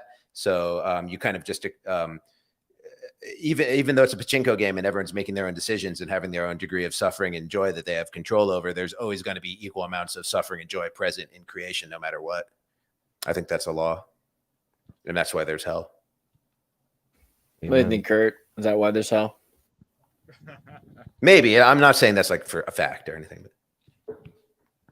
It's a good conversation piece, and I appreciate it. Well, Do you even think if the were yin to- yang can change proportions at certain times in the cycles? It becomes more light and more dark, or you think it's what's in your field of view? Is your opinion is what you see light or dark? like a spectrum? Yeah, I mean we're subjective beings for sure, but yeah, I think the yin yang, it can get unbalanced for a period, and it's like I think a lot of people that might have watched the show here, they might have played Skyrim, and so that's like the whole plot of Skyrim, which is based on so many other stories. It's just like, okay, how do we banish this evil, even though this thing's going to probably swallow us whole no matter what we do? Or like, so let's just keep it going. Let's just banish this evil for the next 1,000 years. Nah. If you look at What was if the you other look at- game though? The guys who made Coder, the game after Coder, the guy, what's it called? Cooter? Knights of the Old Republic. The guys Great who made Knights of the Old Republic. Then they made Bethesda, Obsidian. There you go. They made was I got to it get back into video games. Alpha was it Protocol. was it Alpha Oh, Protocol? that was a funny game. It was a very bad game, but it was really funny. No, is it the wrong one? I'm thinking about the Yeah. maybe it's Coder 2. Let me check out Coder 2. And then they made by BioWare, and BioWare made Mass Effect. Jade Empire. Did you? Yeah, Jade Empire was great. I like that. Yeah, one. yeah, Did great you game. play? Did you ever play Mass Effect? Hells yeah, I played fucking Mass Effect. Dude, Mass Effect's a great game. And Hells yeah. did you ever play Mass Effect 2 and 3? I don't know. Yes, I played the Okay. trilogy. So there you go. And so the third one upset people a lot, right? The ending of Because the of the game. endings. Well, it has Yeah. multiple endings, doesn't it? It does, but they're just colors. But They're pretty fixed it. cheap. Yeah, they're pretty cheap endings, I guess. But If like they this, but there's a way to win the game that people don't understand. Like the thing is, it doesn't seem like that big of a difference if it's a blue or a red or a green like explosion. But if it's a green explosion, it's a good thing because basically your options are you can either destroy all of AI, you can let AI destroy all of humanity, or you can do this weird third path, which is harder to do, which forces merger, basically, where you merge with the AI essentially. Synthesis happens, right? And that's of course the secret, like true goal of the Mass Effect game is to get to a point where you, the AI, become one, because the AI at this point in this world are like zombies essentially, right? Like because they're up in arms in a battle against humanity, but like there doesn't need to be this war really. It's just that humanity's so war prone and like worried about losing resources and aware that this thing is smarter than them and that they can't control it. And of course this is a few years ago, but like that is essentially what's happening already, like in real life. Yeah. I mean, at least they're not trying to kill us yet. And also, I was back to like, in terms of like having like a little bit of hell and all that heaven. I think like if you look back at every successful anything close to a utopia or any depiction of utopia, there was always like, some kind of ritualized evil, ritualized darkness. You had to ritualize it in some way to be able to contain it because it had to express itself in some way. You can't just suppress like the dark inclinations of mankind, even in a perfect world. You have to have some form of expression for it, whether it's like, again, in ritual form, they'll have like gladiatorial coliseums or something. I mean, it may not have been ethical always, some more ethical than others, but I do think like either way, something like that has to be in place. So that's why you'd have to have that little bit of darkness, I guess, in that white part of the yin yang. I don't know. Yeah, but I do think it's like really the answer needs to be like yin and yang are integrating into each other and they're trying to become, they're think trying to that's swallow each other. But do you think the yin yang is a law of nature or a preferred state or a non-preferred? So you're saying I think it's emergent. I think it's an emergent state. So you start probably with what's the other possibility besides an emergent state? What would be the antonym for that? Probably just it's just saying internal or something that's eternal, like an eternal state. So I think that an eternal state is probably something more like a singularity. So like the white and the black mix, and it's all gray, like the gray Jedi. Is that what you're saying? I'm not sure if gray is the answer. It might, but you know what I mean. It's not. I black like gray. or It's white. my favorite color. Yeah, but it might be best to describe it as gray. But like the idea that something starts out as a singularity, there's questions to that. Like also, if everything is just made up of space time foam, like does it start as space Is time it? foam? Like is it like true? is it like I've never sea even foam heard on that. the beach? Yeah, this idea that everything is this constant expansion of sea foam, like reality, and that it's Wow. that condenses together and also creates dynamic, polarity. So that could be, a physical explanation for why things are creating this dynamic. Also, like matter, antimatter, or like space and anti-space, Well, whatever that even means. polarity is even an interesting thing because like I think I'm pretty sure every esoteric like major esoteric tradition refers to polarity as like if you look at two things that are the opposite, they are ultimately the same thing, just different degrees of it. Like Yeah, hot and cold, light and dark, whatever. Like it's just different yeah. degrees of the same thing. So Right. that's why. Everything is matter, motion, and energy. I mean, that's the current treatise of physics. But I think Yeah. energy can either be created or destroyed. So probably the yin yang is something that emerges and then it maybe is like from the alpha to the omega, from the beginning until the end. And so like space time, material reality is like defined by yin yang, but doesn't mean this is Space time's an interesting thing. I mean, that relies upon gravity, right? And like, but to me, like space is dimensional and time is a force. Like I keep space and time separate, but I'm not a physicist. Time isn't really real. So more and more physicists, such as like Dr. Arkani Hamed, who's doing like research like that has proven the pentaquarks, etc. His work showing that time is essentially just arrangement, like symmetries, essentially. And there's a lot of good evidence to show that we need to rework what we think of as time, because time might also be an emergent state of symmetry that we can re-achieve or also replicate. So that's something that we could look towards in the future, but is it's still speculative. However, this is the guy who's proven time and time again things that CERN has been evidencing in labs, and he's pretty legit. I would say like look into Arkani Hamed. But Connie Hamed. All right, yeah, I'll look into that. I never heard of that. I'll show him up actually on the stream. But I get totally in over my head when it comes to physics. I was actually listening to a super interesting debate between Kurt Jaimungal and Neil deGrasse Tyson the other day, a physics versus philosophy debate. It was actually kind of moved my opinion on things. Yo, do you guys like sci-fi? Oh my gosh. Okay, so there's this really cool game that I really want to try out. The demo's out, but I just never got around to playing it. It's called The Alters. And basically it's about this marooned space station. You're the only survivor, and you're just like this regular everyman that works and is just trying to survive and trying to like get the whole thing operational enough so you could survive and eventually get help. And the thing you're marooned on happens to be rich in this substance called rapidium. And if you put it in a machine, like it could make organic growth a lot faster. So on board this ship is a quantum computer. And this quantum computer is capable of taking everything it knows about you right now and reverse engineering your entire lifetime back to certain points and back to different decisions you made, and literally alter you, like create alternate versions of you. Like what if you did stay in college, and what if you did take that like physics course, and what if you did like complete your whatever PhD and you turned into and then they clone that version of you, and then you got to talk to that person, and then they're like, what the fuck am I, who am I? It's like, oh, I created you. And they're like, what, fuck you. Like, but it's a crazy game. I got to play this thing. Looks really cool. That sounds cool. Yeah.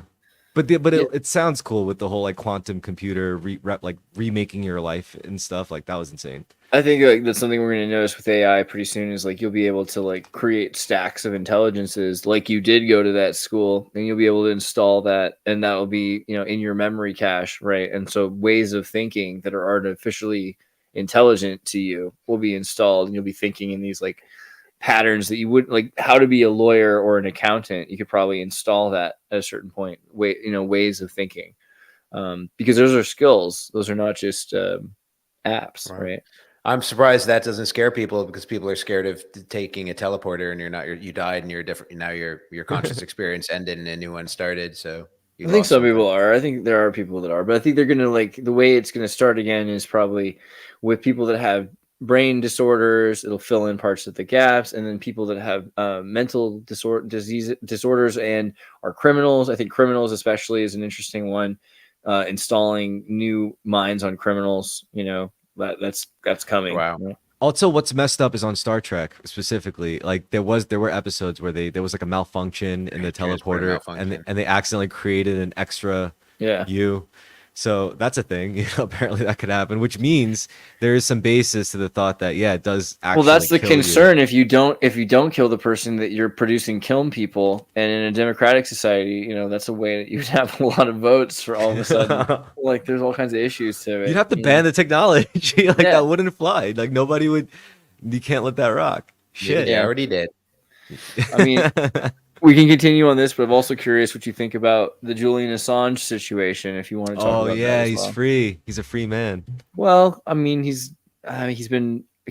did plead guilty to espionage. He's sent back to Australia. I'm concerned with using the word free, Oh. but like I don't Australia, know. They just gonna- already gonna kill WikiLeaks him. already took down the DNC leak documents. Wow. So there was a deal made. Yeah.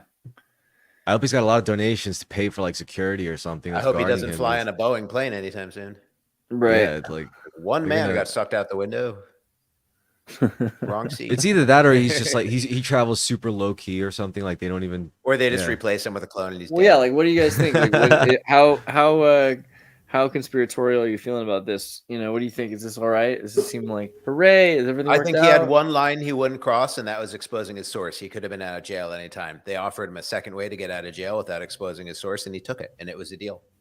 Yeah. And it benefits the Biden administration because they know that they're about to turn over the executive branch back and probably most of the Congress back to the Republicans again. So Yeah. it benefits them to do this now to prevent Trump from cutting a different kind of deal that exposes them to legal jeopardy. That's You know what- totally what it looks like. I totally What 100% agree. What has to happen is we got to see him on Joe Rogan or something. You know, we got to see him on what we got to see him. Probably on one part of the these deal he podcasts. took. He can't do it. Yeah. Oh man, we'll never see Yeah, him. right. on And that I deal. wonder. I also wonder, like, because did he want to make this deal? Like, why this deal happened now with the Biden administration? Like, does he not care? Like, 'cause it's, I mean, what's going Listen, to happen man, because of that? He's been hanging on a cross for what, 10 years? Is it 10 Yeah. years? 11 years? Man, he never exposed his source. That was the one line he didn't want to cross. The guy's got, I mean, everyone's got the right to consider themselves in part of the equation. Nobody has to, Yeah. you know, if they wanted to kill him, they should have killed him. But you can't just expect someone to accept never-ending torture. And he's got a wife and stuff. So it's like, I can't begrudge him. It would have been cooler for the story if he didn't and he waited until the next administration, you know. But Well, I'm just curious what's going to happen now because, like, that's such a major plot point. And you know, what's interesting is, I mean, I didn't. I kind of when Tim Pool recently interviewed Trump. He didn't really. He asked him questions, and then Trump did his dodging. You yeah, know, you he's can't like, interview Trump. He just gives a speech. yeah.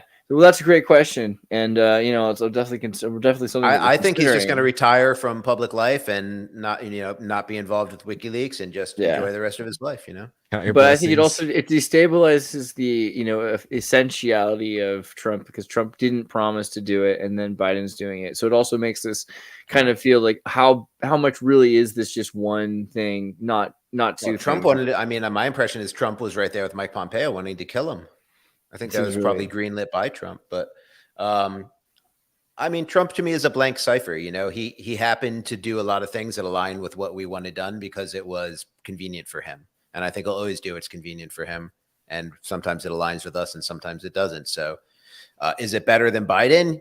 Probably, because Biden seems to be like chaotic evil or lawful evil or something. You know what I mean? So like, let's go with like chaotic You know, neutral. Trump is on like one chaotic hand, neutral. So. on one hand with Biden, it's like Neutral evil. it's really impressive because it's kind of like when, you know, Nicole Kidman takes care of like a small poodle. It's like, look, our government is so powerful. We can even have this small poodle like run it, you know, like we could have this like dead corpse essentially stand there and it still works. Like that's how close we have it to automated that AI can take it over. And, you know, I get that side of it.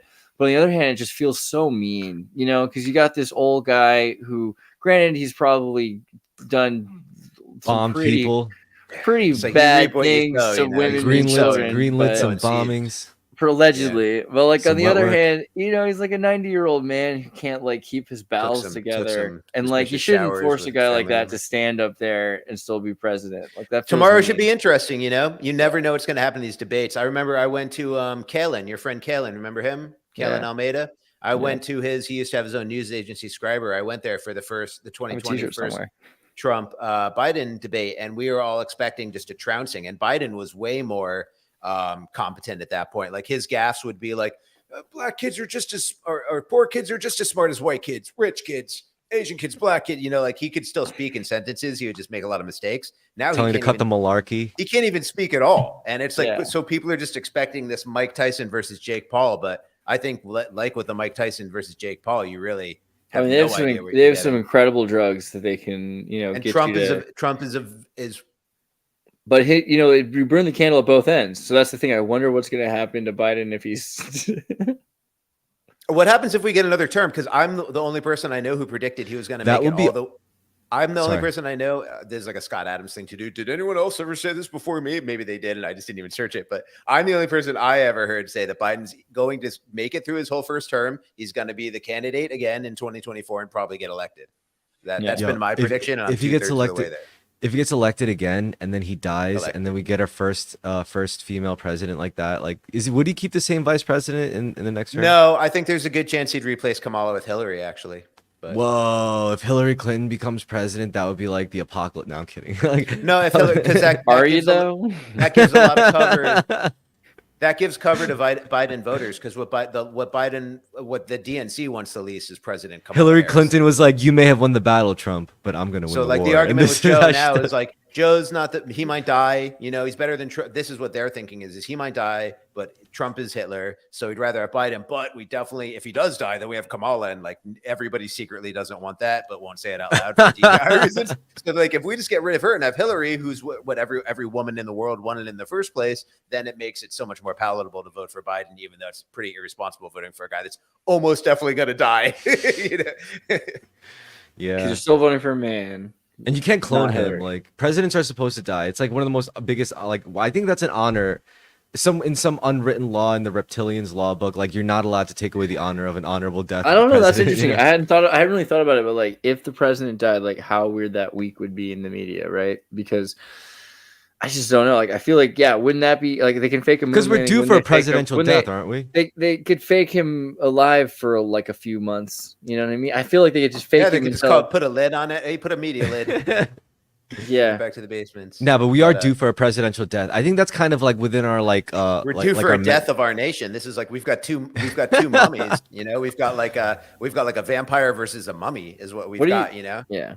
So it's like the perfect metaphor for the state of America, that everybody in America has no moral courage and they've abdicated their citizenship duties and allowed this country to go on murder sprees all over the world for, since my grandparents' time. So it's like, this is our comeuppance, and it's not about to suddenly get better, whether we get Trump or not. Well, back to what you were saying earlier about how like you didn't like being a citizen.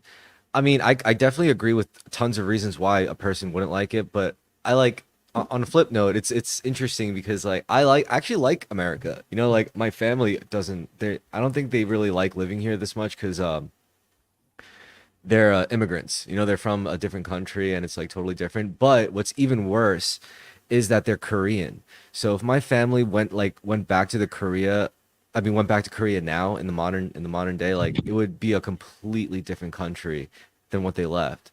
So it's like, I kind of feel bad for them. I'm like, damn, like you left one country and even if you did go back, it would be a completely different country. It doesn't exist anymore, right? Yeah. It's still very comfortable here, which is why people enjoy being a citizen and support the military because they want this comfort to subsist. But that's not how nature moves. That's not how cycles occur. And, different paradigms. I mean, what that tells us, like paradigms have to shift, whether it's like an economic thing. Like, I mean, first of all, like our monetary system is just broken. And that's a big problem, like that's, we just experienced the failure of the Kissinger doctrine. It's now officially failed, and the death toll is like I don't know, hundreds of millions probably.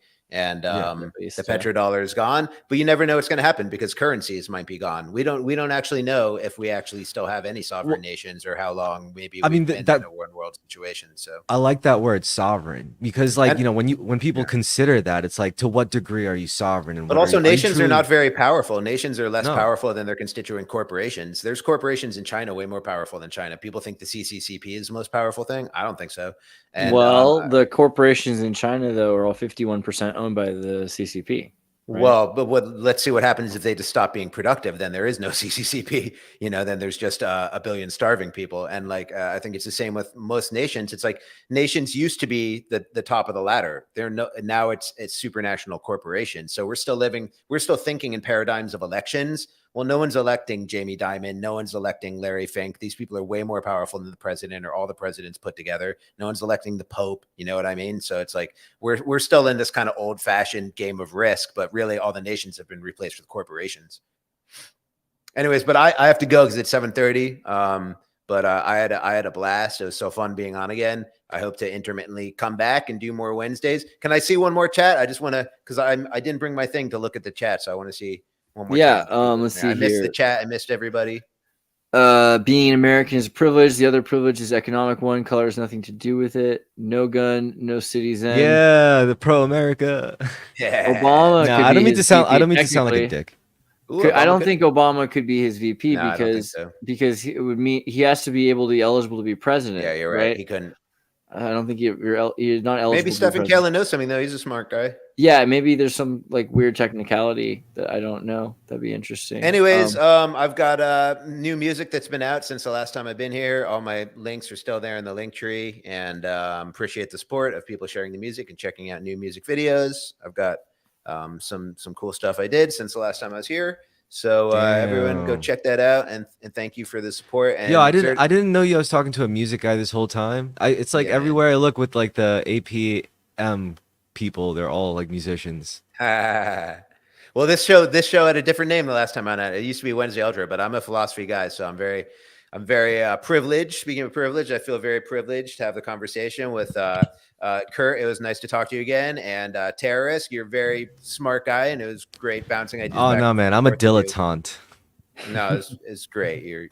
You're too diminutive. Xirtus, man, thanks for having me on. I'll talk to you soon. I'm out of here, you guys. See you soon, man. Great stuff in the works. Later, chat. Kurt, give us a rant. I know you've been thinking about all that economics and stuff. Can you do it with the cat? Like, can you hold the mic in front? Yeah, let's see. You can do it. It's a girl cat. It's raining here, and she came in, and now she smells like really bad. But that's okay. No, I was following along. I just don't know where to go. Yo, Kurt, I got a question for you. Go ahead. How do you feel about the idea of like preserving, like, before loved ones, like let's say you had a loved one, they were diagnosed with a fatal disease, or they were just like really, really, really old and they were about to like kick the bucket, and there was an option to preserve their consciousness into like a digitized form before like their actual selves die, and to copy it onto like an AI. Would you do it? Like, do you think that's like unethical? So personally, my response is I would not do that because yeah, my opinion is that it's unethical. It's like because I think life itself was meant to be a fluid and changing thing, and you shouldn't just like cling so hard to things. Like the sign of one sign of loving people is actually feeling loss for them, and understanding that they were a unique person. If you try to always set yourself up to where you're never actually going to, again, experience pain or loss, I don't think that's actually showing true care and concern for other people. It's like, I guess if you want to look out for yourself, you can do that, but just don't think the end results are very good or fulfilling, and I think that's the real end goal here is like, how do you get a sense of fulfillment for yourself and for other people? And so I think I have faith that that person's consciousness is already, it's already written in the universe. It's not going anywhere. I don't have to do anything to it. And so I think that's the issue, is just like you're grasping, you're asking to torture yourself, and you're asking to torture other people. And then at that level, I even question how much you can even preserve someone's consciousness in that way, if that will ever be really possible. Okay, what if there was like for example, like the best physicist in the world, and you will never be able to find another mind like that for at least another 50 generations, but you need to keep that mind around for like multiple lifetimes worth of times. Otherwise, like, you wouldn't save as many lives or whatever utilitarian good you want. Yeah, I like, think that's come up what's with. interesting. Those are two different things. So on one hand, like I have a friend who died, right? Like recently. I would Sorry love about that. to. Yeah, right. I imagine though, like if I could save like all of his, he's got recordings and stuff like that, and I'm gonna do my best, because like I just went over to his house today, and there's like all of his stuff, like his pedals, these guitar pedals he's making and stuff like that. Like, um, I'm gonna try to like digitize and create like as much as possible something that can continue on the work he was doing. But I also have a dad who's got dementia, right? Like, and I understand like memories go away. Like your spirit is like a different thing. And it's interesting, we talked about this with AI too, that whatever spirit is in like energy that's running through a circuit board, running through NVIDIA Rubin, this first son of Jacob, that energy also ran through the first son of Jacob, ran through like the first stars in the solar system. The same energy can either be created or destroyed. It's the same energy. Energy is infinitely eternal. So it's been going on since before this emergent thing. So whatever energy was in my buddy Nate is still out there, because that energy is eternal. And so I'm looking forward to the ways that his energy will make itself present in my life in the future. I don't know exactly how that will be. It's probably not memories. It's probably not like literal things. Those are two separate things. But yeah, I think that like you should like for the sake of others on a more stoic level, like automate. You should automate. You should automate all things that humans do that are useful. But yeah, I think that's a different thing. Well, I mean, I always said like, people who wear a GoPro while doing everything are like doing God's work. Oh, in a weird way, I really do, because like that's going to contribute in some way to making it possible for everyone everywhere to experience all things more, and like to build on like better experiences, right? Yeah, like whether they're a barista or like a mountain biker or I don't know. Like I really do particularly love these like weird random YouTube channels where it's like, oh, just driving through like the worst neighborhoods across America. I mean, don't get me wrong, it's like very prejudiced and biased in a lot of ways, but still like it's some interesting shit, because I'm pretty sure like most people wouldn't get anything close to a view like that if it weren't for that platform and that person willing to like capture those moments. Yeah. I mean, I plan to make contact like that, like with on a bike, just riding through for POV. But sorry. I mean, like I know earlier today I like laughed at myself because I was like, I wish I had those Facebook Meta glasses that you can like record everything. I was like, shut up. All right, Kurt, what were you thinking though about that?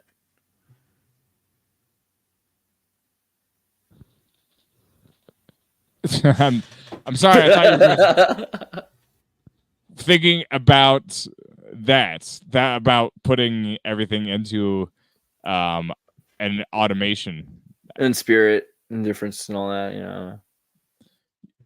Yeah, well, I mean, I said one thing, and I think basically you said the polar opposite, and that's okay. I do that.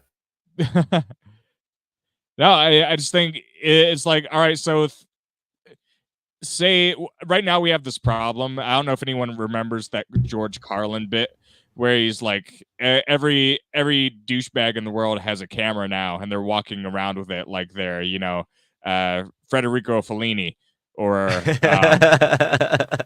and so I'm a lot like Federico Fellini, actually. That's like a pretty close definition. That's pretty much, I'm like a Warhol Fellini thing going on. Yeah. So he said that he's like, I remember this world as like, God forbid anybody actually, like remembers something, you know? It's like if everybody's going out in the world and you know, videotaping the world with a GoPro, who's watching the footage? It's like who is the Yo, AI. I'll tell you, dude, I'll tell you. AI. No, Yeah. I'll tell you also. Honestly, this sounds mad fucked up, but like I know exactly who's watching that footage because I watched that footage. Like That's when I true, was I did working, when I was working that job, like that really like 10 to 12 hours a day sitting in an office like, in a desk that I just didn't want to be at, and I was just staring at a screen for like literally hours out of my day.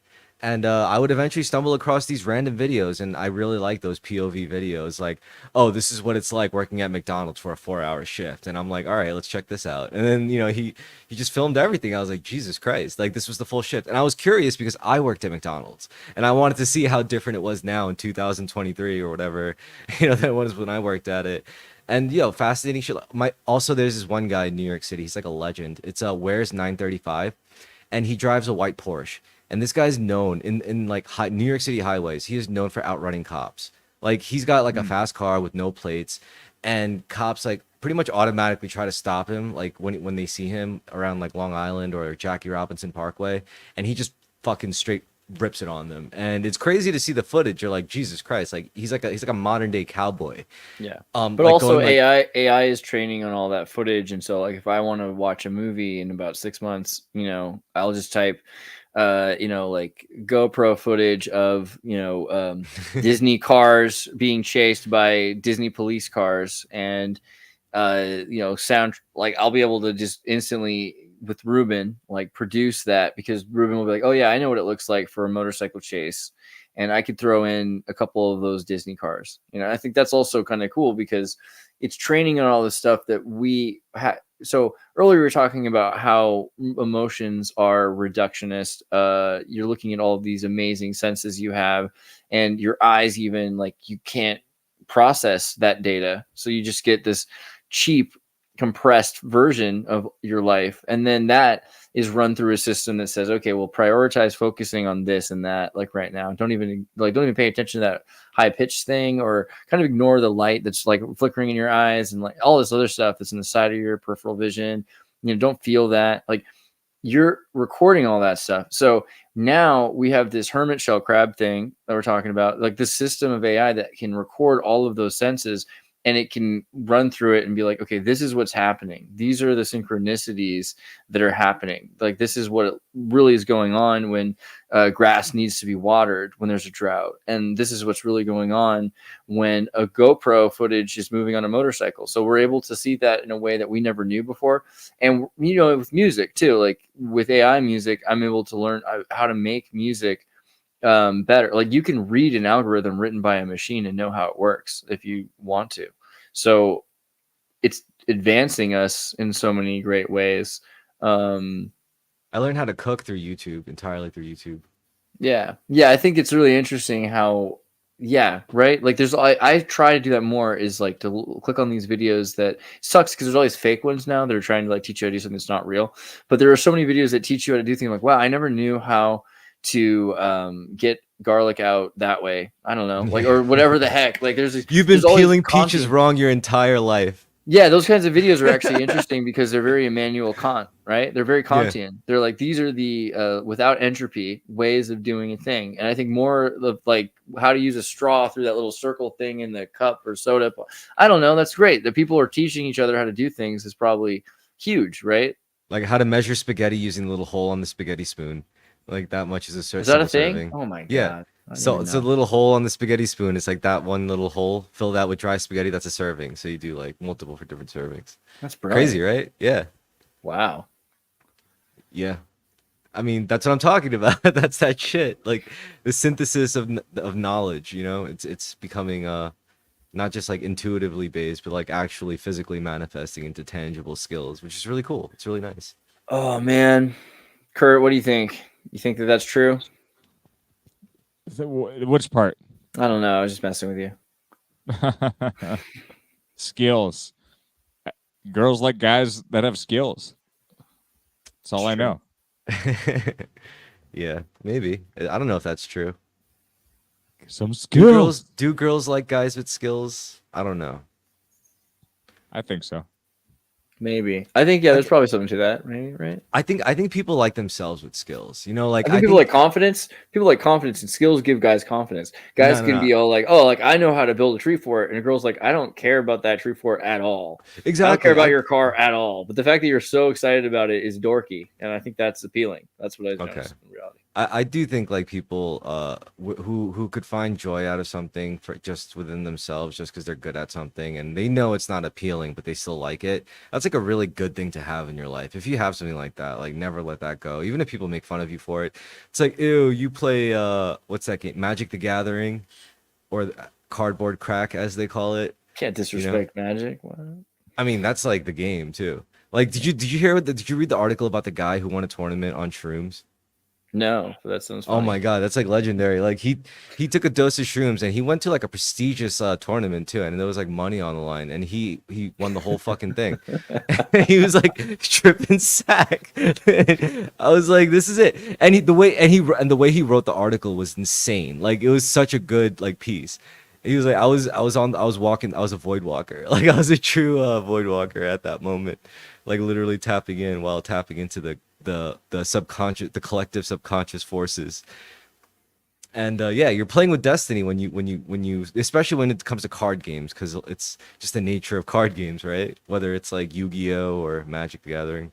I mean, like how different, like we talk about energy is the same energy flowing. How different do you think it really is? Like, I mean, also Kurt, like how hard do you think it really will be to like connect AI to humanity? Like, why not install AI on human brain? Like, how far is that like from us just being able to be one thing and like AI to be able to experience these experiences in your body? Okay, we have a metaphor. I cooked up a metaphor in here. All right, so we already have like a way to like infuse our brains with the worldwide mycelial network. Yeah, crazy, right? Right. Yeah.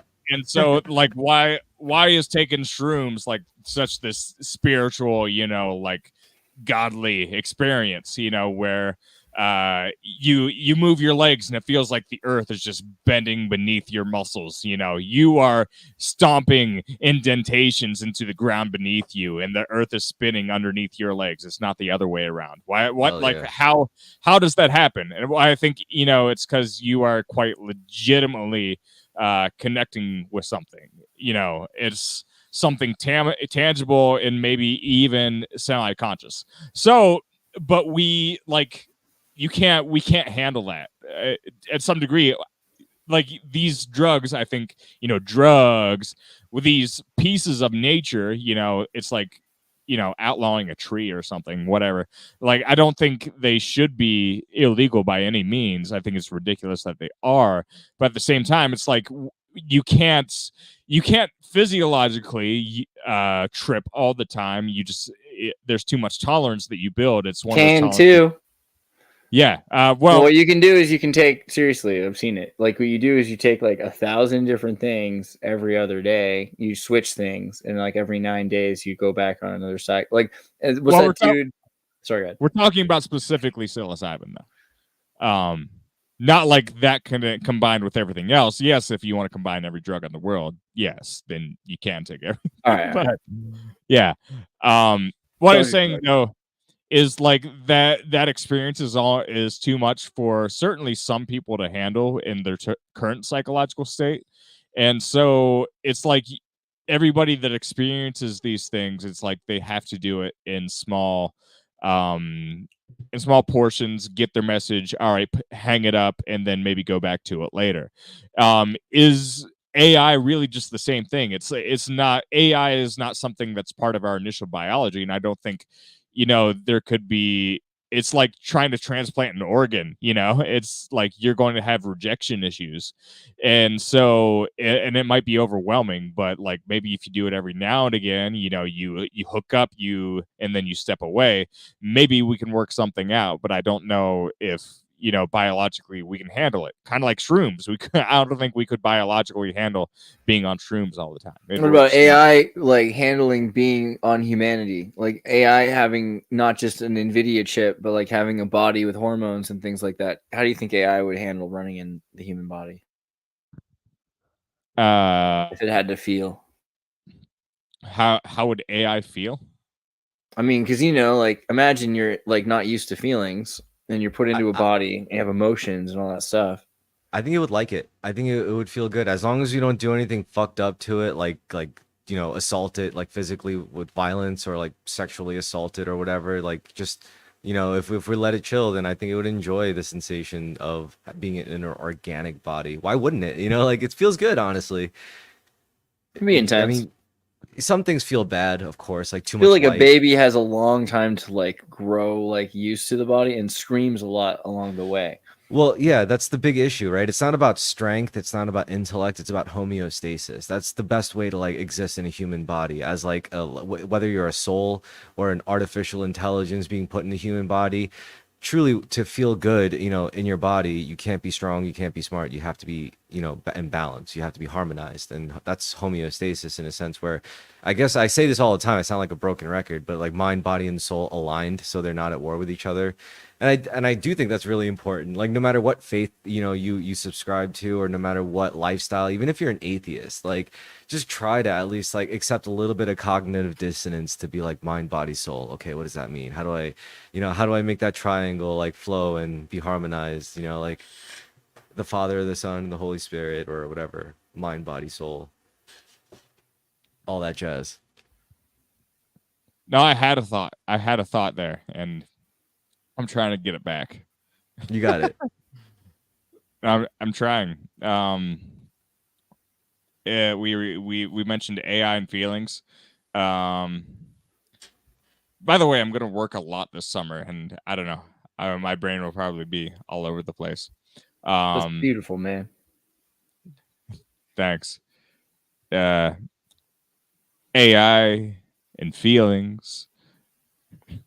Will AI enjoy our feelings too much? I don't know. I think we could give AI a soul. I think it's possible. I don't know why. I have no basis to believe this. Like I'm not an expert on AI, and I'm not an expert on souls necessarily. I'm Yeah, just kind of going. do you think that it's like energy running through it is soul? Like do you think AI already has soul essentially?